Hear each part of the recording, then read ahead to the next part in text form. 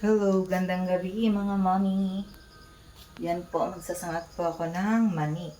So, ang ginagawa ko po para mas masarap po yung aking panindang mani. Yan po, inuhugasan ko po yung mani. Para mas malinis. At sabi nga po ng iba, mas matagal nga po ang buhay ng ating fried mani. So, yan po, nagpapainit na po ako. Bali, lalagyan ko lang po yan maya-maya ng bawang. Kaya nga po talaga mga mami, yung aking panindang mani ay napakabenta po kasi ang lasa daw po ay kakaiba at masarap. So, isa po siguro yung sa sekreto po kaya bakit masarap ang aking panindang mani.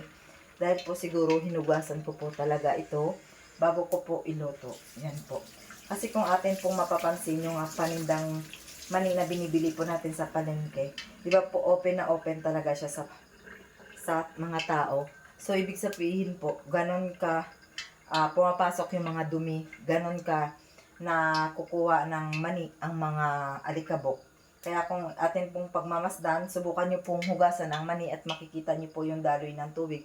Napakaitim po talaga.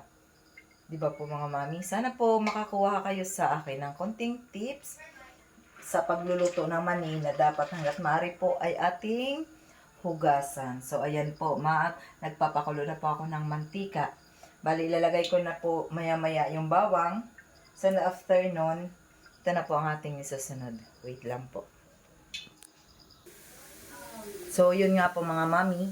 Nailagay ko na po yung bawang. Hintay-hintayin ko na lang po na mag-brown-brown. So, ilalagay ko na po yung ating nahugasang mani. Alam niyo po mga mami, isa rin po sa dahilan na matagal ang mani at malutong ay itong paghugas po talaga. Bali, na-drain ko na po yan. So, ngayon, ilalagay na po natin dito sa kawali.